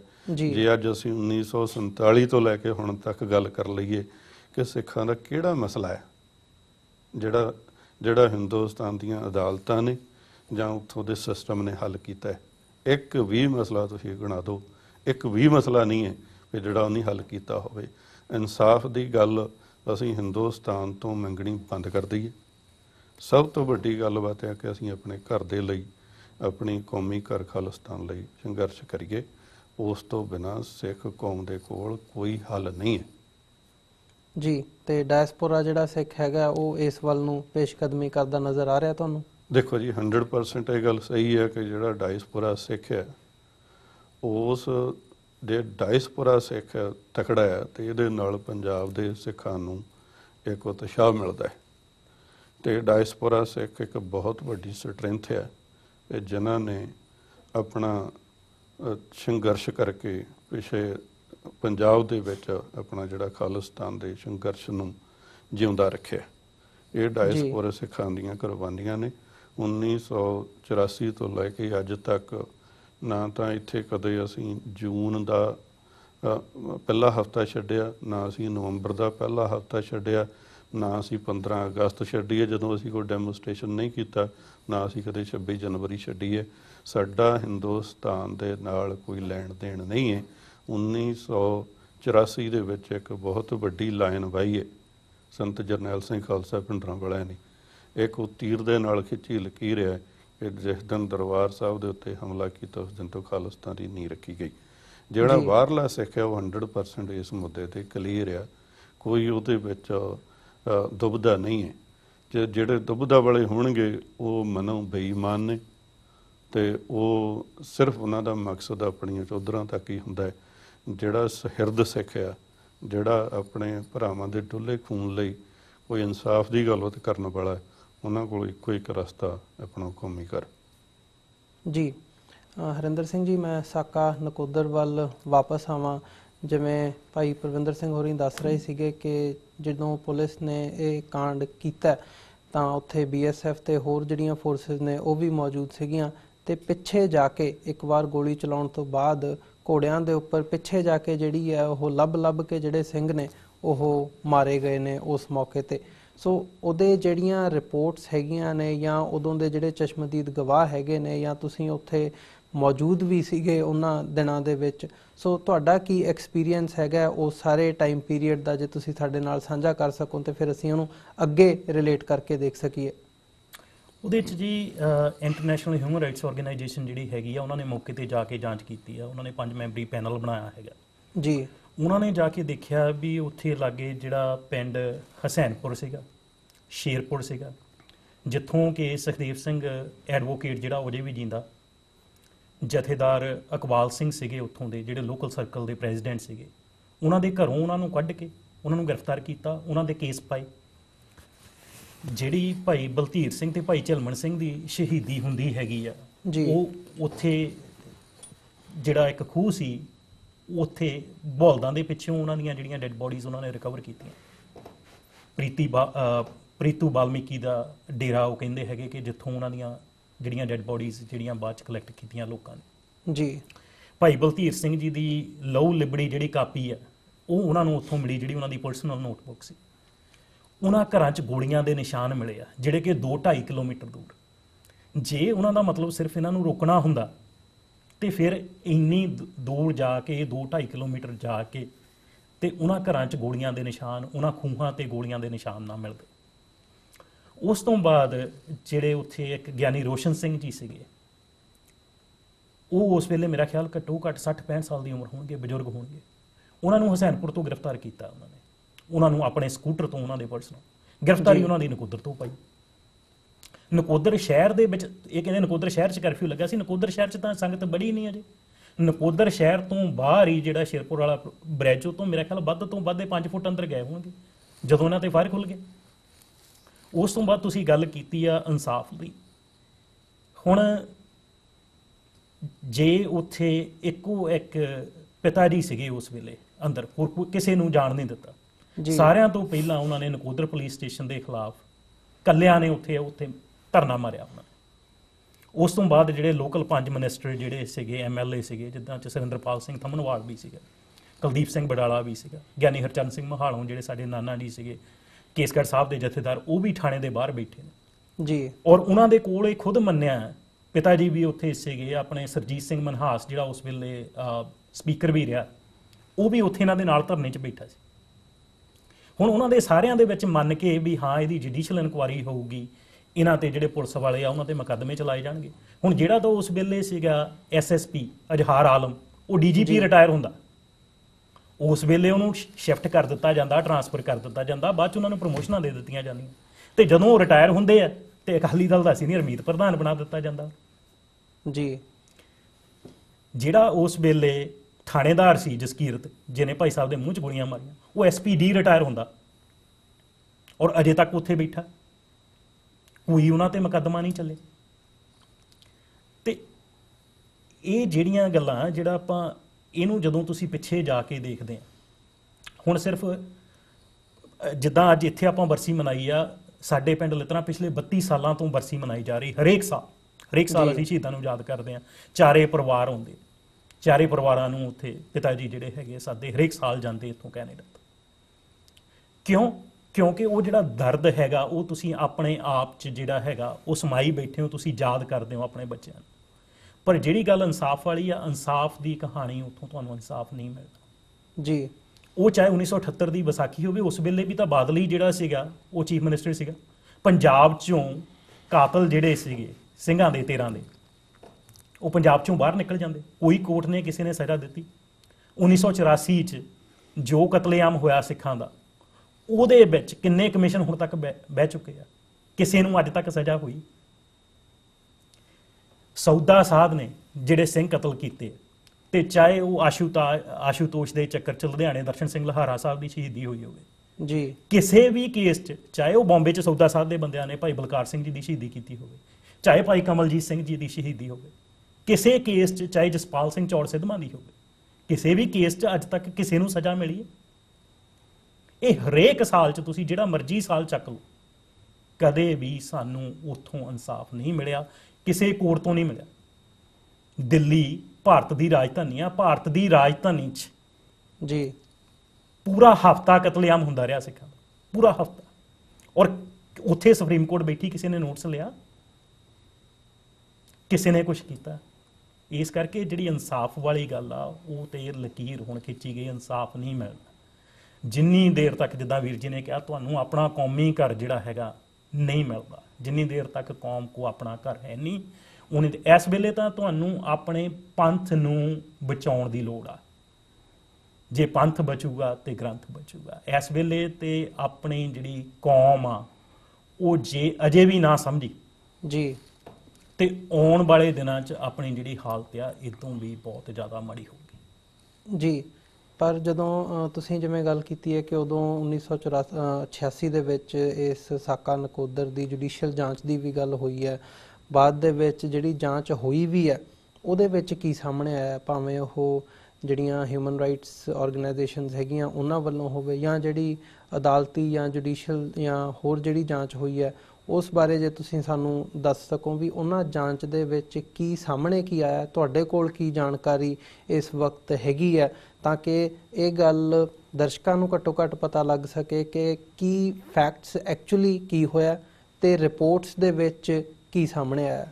ਹੁਣ ਜਿਹੜੀ ਇੰਟਰਨੈਸ਼ਨਲ ਹਿਊਮਨ ਰਾਈਟਸ ਆਰਗੇਨਾਈਜੇਸ਼ਨ ਦੀ ਜਿਹੜੀ ਰਿਪੋਰਟ ਆ ਉਹਦੇ 'ਚ ਉਹਨਾਂ ਨੇ ਜਿਹੜੀਆਂ ਪੁਲਿਸ ਦੀਆਂ ਕਿਲਿੰਗ ਹੈਗੀਆਂ ਉਹਨਾਂ ਨੂੰ ਕੰਪਲੀਟਲੀ ਅਨਜਸਟੀਫਾਈਡ ਕਿਹਾ, ਔਰ ਉਹਨਾਂ ਨੇ ਕਿਹਾ ਕਿ ਪ੍ਰੀ ਪਲਾਨਡ ਜਿਹੜਾ ਮਰਡਰ ਸੀਗਾ, ਔਰ ਪੁਲਿਸ ਜਿਹੜੀ ਹੈਗੀ ਆ ਉਹਨੇ ਬਿਲਕੁਲ ਜ਼ਿਆਦਤੀ ਕੀਤੀ ਹੈ ਇੱਥੇ।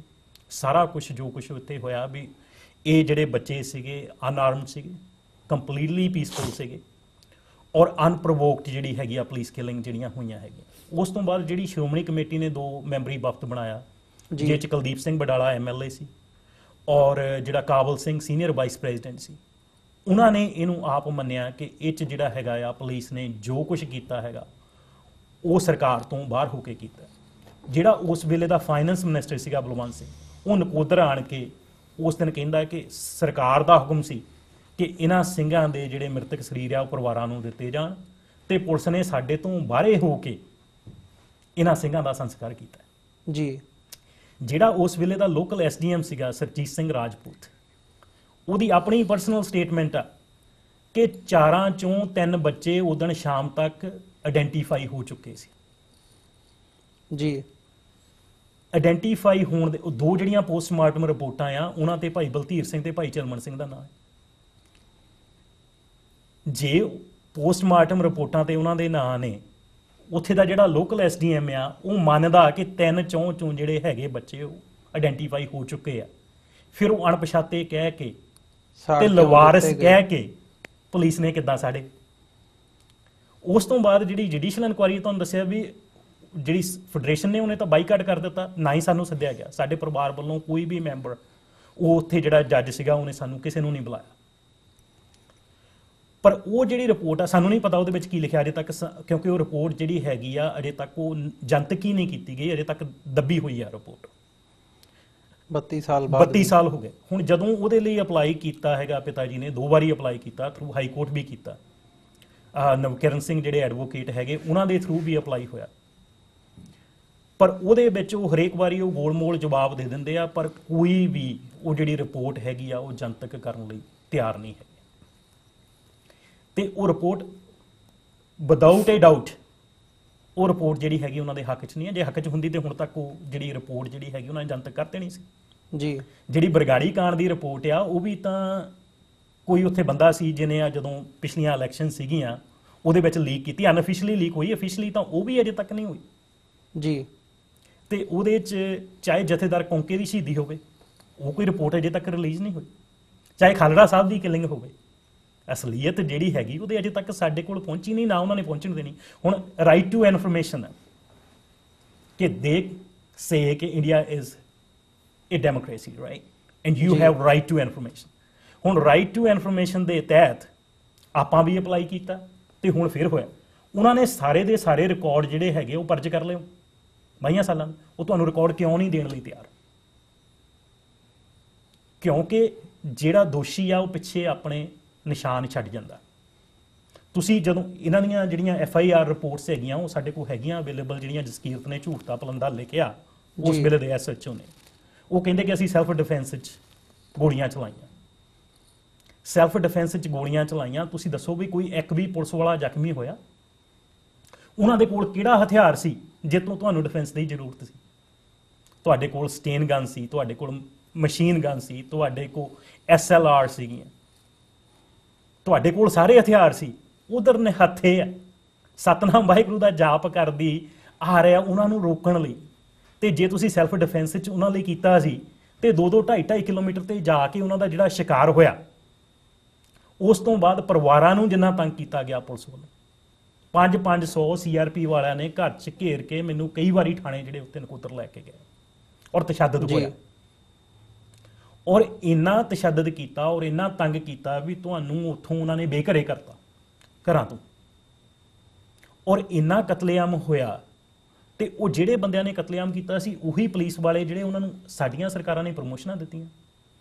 ਤੇ ਉਹ ਚਾਹੇ ਪੰਜਾਬ ਦਾ ਜਿਹੜਾ ਮੁੱਖ ਮੰਤਰੀ ਆ, ਚਾਹੇ ਉਹ ਦਰਬਾਰਾ ਸੀ, ਚਾਹੇ ਬਰਨਾਲਾ ਸੀ, ਚਾਹੇ ਬਾਦਲ ਸੀ, ਚਾਹੇ ਅਮਰਿੰਦਰ ਸੀ, ਤੇ ਪੰਜਾਬ ਦਾ ਜਿਹੜਾ DGP ਆ, ਚਾਹੇ ਉਹ ਰਬੇਰੋ ਹੋਵੇ, ਤੇ ਚਾਹੇ ਜਿਹੜਾ ਅੱਜ ਸੁਰੇਸ਼ ਅਰੋੜਾ ਇਹ ਹੋਵੇ, ਚਾਹੇ ਸਮੇਧ ਸੈਣੀ ਹੋਵੇ, ਚਾਹੇ ਅਜਹਾਰ ਆਲਮ ਹੋਵੇ, ਸਿਸਟਮ ਉਹੀ ਹੈ। ਸਿਸਟਮ ਉਹੀ ਹੈ ਤੇ ਉਹੀ ਚੱਲ ਰਿਹਾ ਹੈ। ਉਹੀ ਚੱਲ ਰਿਹਾ, ਕਿਉਂਕਿ ਜਿਹੜੇ ਜੇਲ੍ਹ ਗਾਰਡਸ ਆ ਨਾ ਉਹ ਵੀ ਉਹੀ ਆ, ਤੇ ਜੇਲ੍ਹ ਦੇ ਜਿਹੜੇ ਕਾਨੂੰਨ ਆ ਉਹ ਵੀ ਉਹੀ ਆ, ਸਿਰਫ ਸਾਨੂੰ ਦਿਖਾਉਣ ਲਈ ਵਰਦੀ ਬਦਲ ਦਿੱਤੀ ਜਾਂਦੀ ਜੀ। ਦੂਜੀ ਗੱਲ ਜਿਹੜਾ ਆਪਣਾ ਜੇ ਆਪਾਂ ਕਰੀਏ SGPC ਦੀ ਤੇ ਅਕਾਲ ਤਖਤ ਦੀ, ਉਹ ਸਾਡੇ ਕੋਲ ਕੰਟਰੋਲ 'ਚ ਨਹੀਂ, ਸਾਨੂੰ ਉਹਦਾ ਵੀ ਕੰਟਰੋਲ ਲੈਣਾ ਪੈਣਾ ਜੀ, ਕਿਉਂਕਿ ਸਾਡਾ ਜਿਹੜਾ ਕਮਾਂਡ ਸੈਂਟਰ ਆ ਨਾ, ਜਿੱਥੋਂ ਸਾਨੂੰ ਸ਼ਕਤੀ ਮਿਲਦੀ ਆ, ਜਿਹੜਾ ਸਾਡਾ ਸ਼ਕਤੀ ਦਾ ਸੋਮਾ, ਉਹ ਦਰਬਾਰ ਸਾਹਿਬ ਤੇ ਅਕਾਲ ਤਖਤ ਹੈ। ਉਹਦਾ ਕੰਟਰੋਲ ਵੀ ਸਾਨੂੰ ਆਪਣੇ ਹੱਥਾਂ 'ਚ ਲੈਣਾ ਪਊਗਾ ਔਰ ਆਪਾਂ ਨੂੰ ਗੁਰੂ ਗ੍ਰੰਥ ਸਾਹਿਬ ਨਾਲ ਜੁੜਨਾ ਪਊਗਾ। ਉਸ ਤੋਂ ਬਾਅਦ ਆਪਾਂ ਜਦੋਂ ਆਪਣਾ ਘਰ ਜਿਹੜਾ ਕੌਮੀ ਘਰ ਆ ਉਹ ਮਿਲੂਗਾ, ਉਦੋਂ ਬਾਅਦ ਆਪਾਂ ਜਿਹੜਾ ਹੈਗਾ ਕੋਈ ਇਨਸਾਫ ਦੀ ਅਸੀਂ ਗੱਲ ਕਰ ਸਕਦੇ ਹਾਂ। ਜੀ ਬਿਲਕੁਲ। ਤੁਹਾਡੇ ਤਿੰਨਾਂ ਦਾ ਮੈਂ ਬਹੁਤ-ਬਹੁਤ ਧੰਨਵਾਦ ਕਰਦਾ ਤੇ ਮੈਂ ਜਿਹੜੇ ਸਾਡੇ ਨਾਲ ਦਰਸ਼ਕ ਵੀ ਜੁੜੇ ਹੋਏ ਆ, ਅਸੀਂ ਅਗਲੇ ਸੈਗਮੈਂਟ ਦੇ ਵਿੱਚ ਇਸ ਦੇ ਉੱਪਰ ਜਿਹੜੀ ਵਿਚਾਰ ਚਰਚਾ ਹੈਗੀ ਹੈ ਉਹ ਕੰਟੀਨਿਊ ਕਰਾਂਗੇ ਤੇ ਇੱਕ ਛੋਟੇ ਜਿਹੇ ਬ੍ਰੇਕ ਤੋਂ ਬਾਅਦ ਤੁਹਾਡੇ ਨਾਲ ਮੁਲਾਕਾਤ ਹੁੰਦੀ ਹੈ ਜੀ।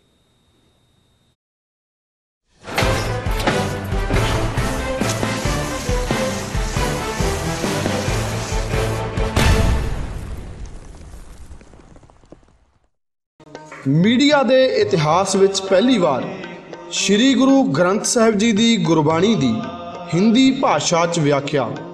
ਇਸ ਗੁਰਬਾਣੀ ਵਿੱਚ ਅਸੀਂ ਸ੍ਰੀ ਗੁਰੂ ਨਾਨਕ ਦੇਵ ਜੀ, ਸੰਤ ਰਵਿਦਾਸ ਜੀ, ਸੰਤ ਕਬੀਰ ਜੀ ਵਰਗੇ 35 ਮਹਾਂਪੁਰਸ਼ਾਂ ਦੇ ਵਿਚਾਰਾਂ ਦਾ ਅਧਿਐਨ ਕਰਾਂਗੇ।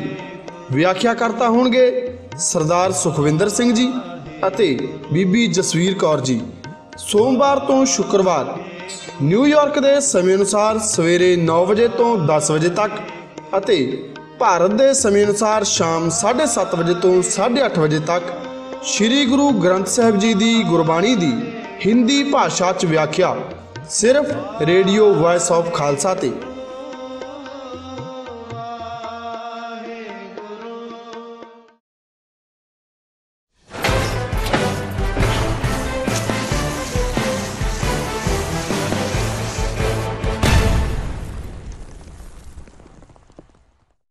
ਵਿਊਅਰਸ, ਬ੍ਰੇਕ ਤੋਂ ਬਾਅਦ ਤੁਹਾਡਾ ਸਾਰਿਆਂ ਦਾ ਸਵਾਗਤ ਹੈ। ਜਿਵੇਂ ਕਿ ਅਸੀਂ ਸਾਕਾ ਨਕੋਦਰ ਜਿਹੜਾ ਕਿ 1986 ਦੇ ਵਿੱਚ ਵਾਪਰਿਆ ਸੀ, ਉਹਦੀਆਂ ਡਿਟੇਲਸ ਤੇ ਉਦੋਂ ਤੋਂ ਲੈ ਕੇ ਅੱਜ ਤੱਕ ਦਾ ਜਿਹੜਾ ਵਰਤਾਰਾ ਹੈਗਾ ਗੁਰੂ ਗ੍ਰੰਥ ਸਾਹਿਬ ਦੀ ਬੇਅਦਬੀ ਨੂੰ ਲੈ ਕੇ, ਉਹਦੇ ਤੇ ਅੱਜ ਅਸੀਂ ਵਿਚਾਰ ਚਰਚਾ ਕੀਤੀ ਆ। ਉਸੇ ਨੂੰ ਅਸੀਂ ਅੱਗੇ ਤੋਰਦੇ ਹਾਂ, ਕਨਕਲੂਜਨ ਦੇ ਵੱਲ ਲੈ ਕੇ ਜਾਂਦੇ ਹਾਂ ਕਿ ਅੱਜ ਜਿੱਥੇ ਅਸੀਂ ਖੜੇ ਹਾਂ, ਖਾਸ ਤੌਰ ਤੇ ਡਾਇਸਪੋਰਾ ਤੇ ਆਮ ਤੌਰ ਤੇ ਸਿੱਖ ਕੌਮ ਅੱਗੇ ਵਧਣ ਦੇ ਲਈ, ਇਨਸਾਫ ਦੇ ਲਈ, ਆਪਣੇ ਹੱਕਾਂ ਦੇ ਲਈ ਅਸੀਂ ਕਿਵੇਂ ਜਿਹੜੀ ਹੈ ਅੱਗੇ ਵੱਧ ਸਕਦੇ ਹਾਂ ਤੇ ਕਿਸ ਹਿਸਾਬ ਨਾਲ ਜਿਹੜੀ ਹੈ ਕਿਸ ਡਾਇਰੈਕਸ਼ਨ ਦੇ ਵਿੱਚ ਸਾਨੂੰ ਪੇਸ਼ਕਦਮੀ ਕਰਨੀ ਚਾਹੀਦੀ ਹੈ।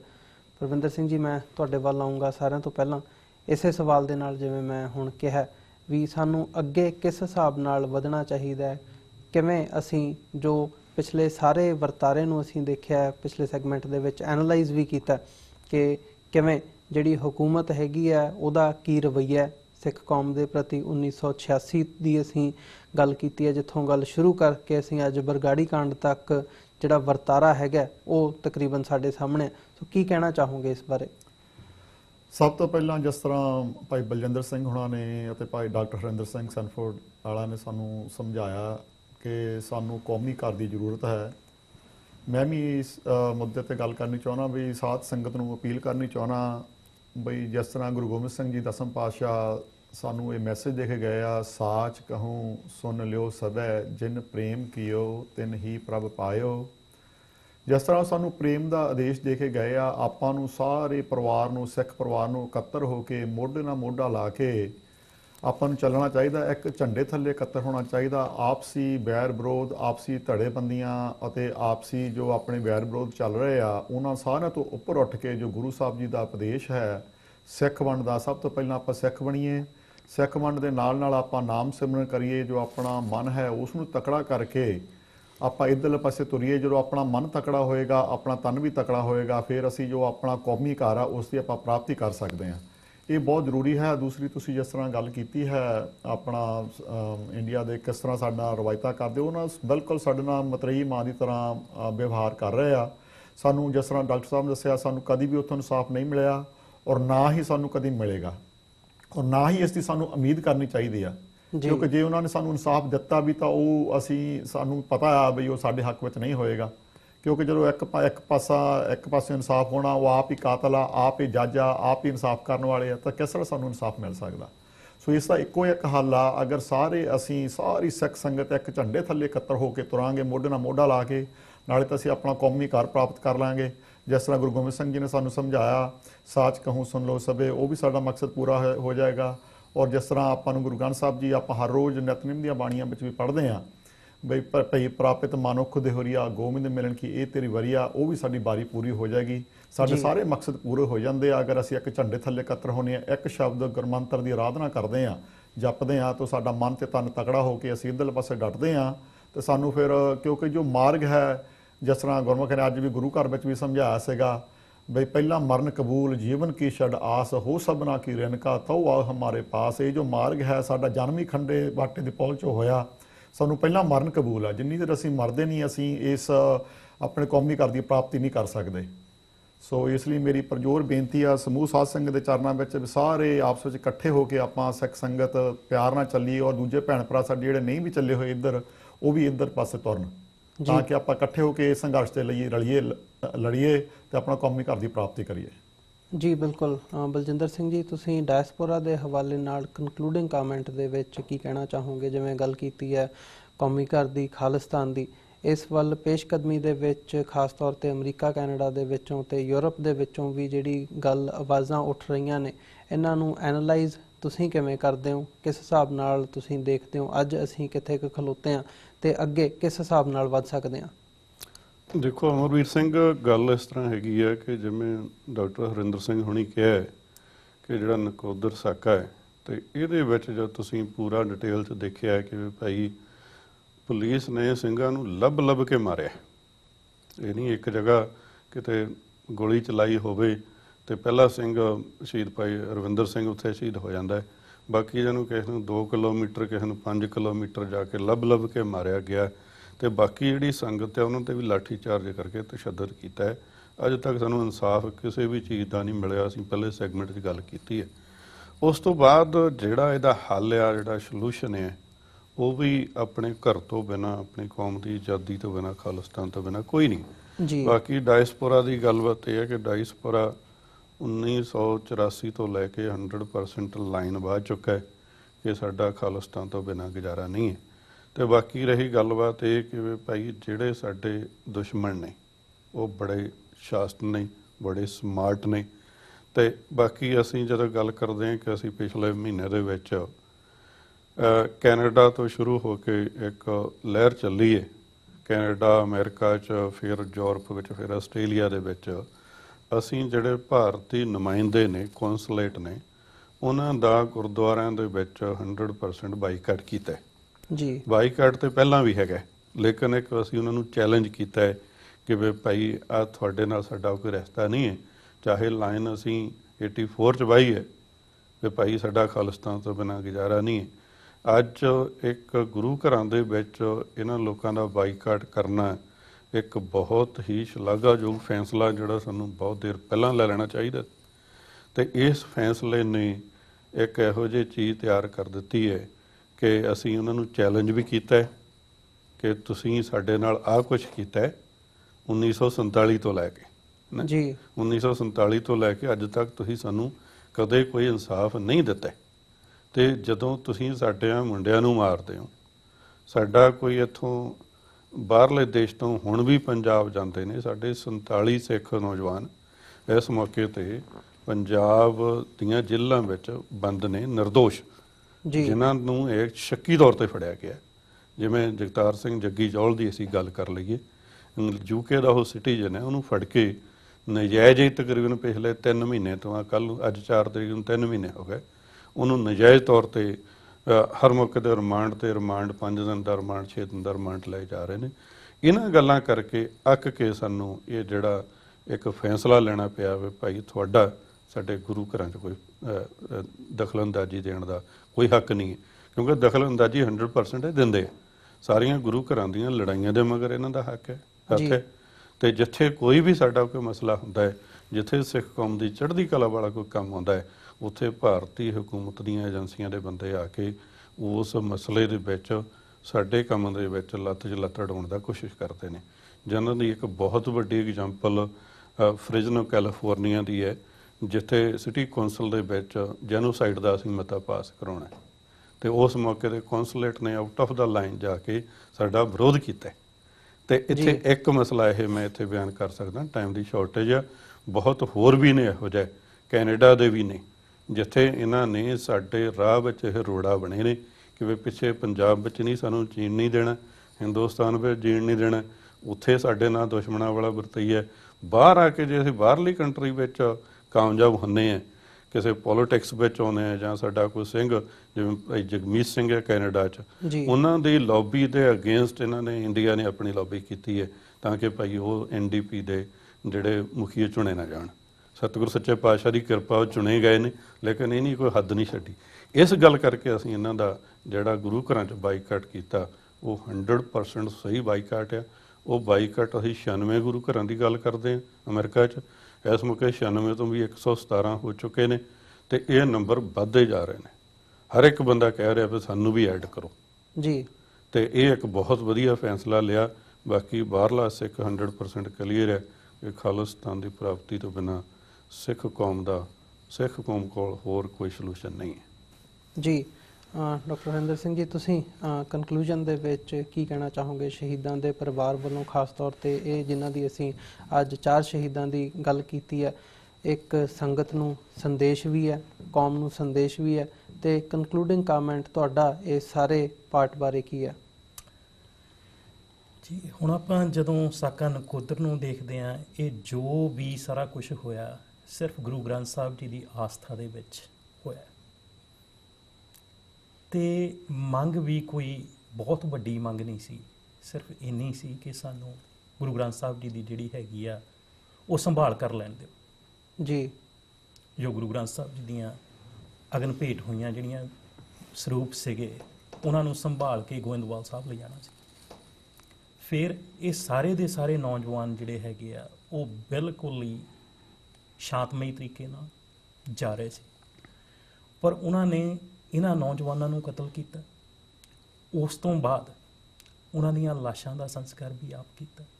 ਉਸ ਤੋਂ ਬਾਅਦ ਉਹ ਜਿਹੜੇ ਪੁਲਿਸ ਆਫੀਸਰ ਆ ਉਹਨਾਂ ਨੂੰ ਪ੍ਰਮੋਸ਼ਨਾਂ ਵੀ ਦਿੱਤੀਆਂ ਜੀ। ਹੁਣ ਇਹ ਜਿਹੜੇ ਬੱਚੇ ਆ, ਇਹਨਾਂ ਤੇ ਕਿਸੇ ਵੀ ਅਦਾਲਤ 'ਚ ਕੋਈ ਮੁਕੱਦਮਾ ਨਹੀਂ ਸੀ ਚੱਲ ਰਿਹਾ, ਇਹਨਾਂ ਤੇ ਕੋਈ ਕੇਸ ਨਹੀਂ ਸੀ, ਔਰ ਸਾਰੇ ਦੇ ਸਾਰੇ ਜਿਹੜੇ ਬੱਚੇ ਸੀਗੇ ਇਹ ਉੱਥੇ ਸਕੂਲਾਂ 'ਚ ਕਾਲਜਾਂ 'ਚ ਪੜ੍ਹਦੇ ਸਟੂਡੈਂਟ ਸੀ। ਇਸੇ ਤਰੀਕੇ ਨਾਲ ਜੇ ਮੈਂ ਸਾਰਿਆਂ ਤੋਂ ਵੱਡੀ ਐਗਜ਼ਾਮਪਲ ਦੇਵਾਂ ਸਰਦਾਰ ਜਸਵੰਤ ਸਿੰਘ ਖਾਲੜਾ ਜੀ ਦੀ, ਜਿਹੜੇ ਹਿਊਮਨ ਰਾਈਟਸ ਚੈਂਪੀਅਨ ਸੀ, ਉਹਨਾਂ ਦਾ ਕੀ ਕਸੂਰ ਸੀ? ਉਹਨਾਂ ਨੇ ਸਿਰਫ ਇੱਕ ਡਾਟਾ ਇਕੱਤਰ ਕੀਤਾ ਸੀ ਕਿ ਜਿਹੜੇ ਬੱਚੇ ਅਣਪਛਾਤੇ ਤੇ ਲਵਾਰਸ ਕਹਿ ਕੇ, ਜਿਨ੍ਹਾਂ 'ਚ ਬੱਚੇ ਵੀ ਸੀ, ਬੀਬੀਆਂ ਵੀ ਸੀ, ਮਾਤਾਵਾਂ ਵੀ ਸੀ, ਬਜ਼ੁਰਗ ਵੀ ਸੀ, ਉਹਨਾਂ ਦਾ ਸਿਰਫ ਇੱਕੋ ਇੱਕ ਇਹੀ ਕਸੂਰ ਸੀ ਕਿ ਵਰਲਡ ਲੈਵਲ ਤੇ ਆਣ ਕੇ ਉਹਨਾਂ ਨੇ ਇੰਡੀਆ ਨੂੰ ਐਕਸਪੋਜ਼ ਕੀਤਾ ਸੀ, ਇੰਡੀਆ ਦੀ ਡੈਮੋਕ੍ਰੇਸੀ ਨੂੰ ਐਕਸਪੋਜ਼ ਕੀਤਾ ਸੀ ਜੀ। ਔਰ ਉਹਨਾਂ ਨੂੰ ਆਪਣੀ ਜਾਨ ਦੇ ਕੇ ਉਹ ਦੇਣੀ ਪਈ, ਇਸ ਲਈ ਉਹਨਾਂ ਨੂੰ ਆਪਣੀ ਸ਼ਹਾਦਤ ਦੇਣੀ ਪਈ। ਇਸੇ ਤਰੀਕੇ ਨਾਲ ਹੁਣ ਜਿਹੜੀ ਜੱਗੀ ਜੌਲ ਦੀ ਗੱਲ ਹੋਈ ਕਿ ਸਾਰਾ ਕੁਝ ਜੋ ਉੱਥੇ ਹੋ ਰਿਹਾ ਉਹ ਡਾਇਸਪੋਰਾ ਦੀ ਜਿਹੜੀ ਇਹ ਮਹਿਮ ਆ ਇਹਨੂੰ ਖਤਮ ਕਰਨ ਲਈ ਹੋ ਰਿਹਾ, ਪਰ ਨਾ ਤੇ ਸਿੱਖ ਮੁੱਕੇ ਆ ਤੇ ਨਾ ਮੁੱਕਣੇ। ਇਹ ਜਿੰਨਾ ਮਰਜ਼ੀ ਜ਼ੋਰ ਲਾ ਲੈਣ ਜੀ। ਤੇ ਮੇਰੀ ਸਾਰੀ ਸੰਗਤ ਨੂੰ ਇਹੀ ਅਪੀਲ ਆ ਕਿ ਆਪਾਂ ਜੋ ਕੁਝ ਆਪਣੇ ਨਾਲ ਵਾਪਰਿਆ ਉਹਨੂੰ ਯਾਦ ਰੱਖੀਏ, ਇਹਨਾਂ ਪਰਿਵਾਰਾਂ ਨੂੰ ਦੇਖੀਏ, ਇਹਨਾਂ ਦੇ ਨਾਲ ਗੱਲਬਾਤ ਕਰੀਏ। ਕੁਝ ਨਹੀਂ ਚਾਹੁੰਦੇ ਇਹ ਪਰਿਵਾਰ,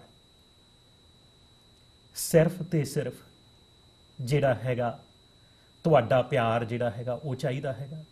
ਔਰ ਨਾਲ ਦੀ ਨਾਲ ਹੀ ਜਿਹੜੇ ਆਪਣੇ ਮਨੁੱਖੀ ਅਧਿਕਾਰ ਜਥੇਬੰਦੀਆਂ ਹੈਗੀਆਂ ਉਹ ਵੱਧ ਤੋਂ ਵੱਧ ਜਿਹੜੀਆਂ ਉਹਨਾਂ ਨੂੰ ਸਟਰੋਂਗ ਕਰੀਏ, ਇੱਕ ਝੰਡੇ ਥੱਲੇ ਇਕੱਠੇ ਹੋਈਏ। ਤੇ ਇਹ ਜਿਹੜੀਆਂ ਜਥੇਬੰਦੀਆਂ ਜਿੱਦਾਂ TV 84 ਆ, ਇਸ ਵੇਲੇ ਸਾਡੇ ਕੋਲ ਇੱਕੋ ਇੱਕ ਪੰਥਕ ਚੈਨਲ ਆ ਜਿੱਥੇ ਅਸੀਂ ਆਪਣੀ ਗੱਲ ਰੱਖ ਸਕਦੇ ਹਾਂ, ਜਿੱਥੇ ਸਾਡੇ ਕੋਲ ਹਰ ਜਗ੍ਹਾ ਪਹੁੰਚ। ਔਰ ਇਹ ਜਿਹੜੀ ਅੱਜ ਦੀ ਜੰਗ ਹੈ ਉਹ ਮੀਡੀਆ ਦੀ ਜੰਗ ਹੈ ਕਿ ਤੁਹਾਨੂੰ ਆਪਣੇ ਆਪ ਨੂੰ ਜੋ ਕੁਝ ਸਾਡੇ ਨਾਲ ਹੋਇਆ ਉਹਨੂੰ ਲੋਕ ਕਚਹਿਰੀ 'ਚ ਇੰਟਰਨੈਸ਼ਨਲ ਲੈਵਲ ਤੇ ਉਹਨੂੰ ਆਪਾਂ ਐਕਸਪੋਜ਼ ਕਰੀਏ। ਤੇ ਇਹਦੇ 'ਚ ਜਿਹੜਾ ਡਾਇਸਪੋਰਾ ਸਿੱਖ ਆ ਉਹਨਾਂ ਦਾ ਬਹੁਤ ਵੱਡਾ ਯੋਗਦਾਨ ਹੋ ਸਕਦਾ। ਔਰ ਆਪਾਂ ਦੇਖਿਆ ਜੋ ਹੁਣ ਤੱਕ ਪ੍ਰਾਪਤੀਆਂ ਹੋਈਆਂ, ਤੇ ਸਾਰੀ ਸੰਗਤ ਇਹਨਾਂ ਜਥੇਬੰਦੀਆਂ ਦੇ ਨਾਲ ਰਲ ਕੇ ਆਪਾਂ ਆਪਣਾ ਕੌਮੀ ਘਰ ਲਈਏ। ਕੌਮੀ ਘਰ ਤੋਂ ਬਿਨਾ ਆਪਣਾ ਹੁਣ ਗੁਜ਼ਾਰਾ ਨਹੀਂ ਹੈ। ਵਾਹਿਗੁਰੂ ਜੀ ਕਾ ਖਾਲਸਾ, ਵਾਹਿਗੁਰੂ ਜੀ ਕੀ ਫਤਿਹ। ਮੈਂ ਤੁਹਾਡੇ ਤਿੰਨਾਂ ਜਣਿਆਂ ਦਾ ਵੀ ਧੰਨਵਾਦ ਕਰਦਾ ਕਿ ਤੁਸੀਂ ਆਪਣਾ ਸਮਾਂ ਕੱਢ ਕੇ ਸਟੂਡੀਓ ਦੇ ਵਿੱਚ ਹਾਜ਼ਰੀ ਲਵਾਈ ਹੈ ਤੇ ਇਸ ਨਕੋਦਰ ਕਾਂਡ ਬਾਰੇ ਤੇ ਓਵਰਆਲ ਜਿਹੜੀ ਸਿਚੁਏਸ਼ਨ ਹੈ ਅੱਜ ਜਿਨ੍ਹਾਂ ਹਾਲਾਤਾਂ ਦੇ ਵਿੱਚੋਂ ਸਿੱਖ ਕੌਮ ਲੰਘ ਰਹੀ ਹੈ ਉਸ ਬਾਰੇ ਆਪਣੇ ਵਿਚਾਰਾਂ ਦੀ ਸਾਂਝ ਸਾਡੇ ਨਾਲ ਦਰਸ਼ਕਾਂ ਦੇ ਨਾਲ ਪਾਈ ਹੈ। ਇੱਥੇ ਮੈਂ ਸਾਡੇ ਦਰਸ਼ਕਾਂ ਦੇ ਵੀ ਚਰਨਾਂ ਦੇ ਵਿੱਚ ਬੇਨਤੀ ਕਰਦਾ ਕਿ ਉਮੀਦ ਕਰੀਏ ਆਉਣ ਵਾਲੇ ਸਮੇਂ ਦੇ ਵਿੱਚ ਅਸੀਂ ਜੋ ਅੱਜ ਇਹ ਗੱਲਬਾਤ ਅਸੀਂ ਕੀਤੀ ਇਹਦੇ ਤੋਂ ਜ਼ਰੂਰ ਤੁਹਾਨੂੰ ਕੁਝ ਸਿੱਖਣ ਨੂੰ ਮਿਲਿਆ ਹੋਊਗਾ ਤੇ ਆਉਣ ਵਾਲੇ ਸਮੇਂ ਦੇ ਵਿੱਚ ਅਸੀਂ ਇਹਦੇ ਵਿੱਚੋਂ ਜੋ ਸਿੱਖਿਆ ਆਪਣੇ ਜ਼ਿੰਦਗੀ ਦੇ ਵਿੱਚ ਕੁਝ ਇੰਪਲੀਮੈਂਟ ਕਰਕੇ ਸੁਧਾਰ ਕਰ ਸਕੀਏ, ਕੌਮ ਦੇ ਲਈ ਕੁਝ ਕਰ ਸਕੀਏ, ਆਪਣੀ ਕਮਿਊਨਿਟੀ ਦੇ ਕੁਝ ਕਰ ਸਕੀਏ, ਆਪਣੇ ਨਿੱਜ ਦੇ ਵਿੱਚੋਂ ਬਾਹਰ ਨਿਕਲ ਸਕੀਏ। ਇੰਨਾ ਹੀ ਸ਼ਬਦਾਂ ਦੇ ਨਾਲ ਮੈਂ ਤੁਹਾਡੇ ਕੋਲੋਂ ਵੀ ਇਜਾਜ਼ਤ ਚਾਹੂੰਗਾ ਤੇ ਅਸੀਂ ਜੀ ਅਖੀਰ ਦੇ ਵਿੱਚ ਤੁਹਾਡੇ ਨਾਲ ਵੀ ਫਤਿਹ ਦੀ ਸਾਂਝ ਪਾਉਂਦੇ ਹਾਂ ਤੇ ਸਾਡੇ ਦਰਸ਼ਕਾਂ ਕੋਲੋਂ ਵੀ ਇਜਾਜ਼ਤ ਚਾਹਾਂਗੇ। ਵਾਹਿਗੁਰੂ ਜੀ ਕਾ ਖਾਲਸਾ, ਵਾਹਿਗੁਰੂ ਜੀ ਕੀ ਫਤਿਹ।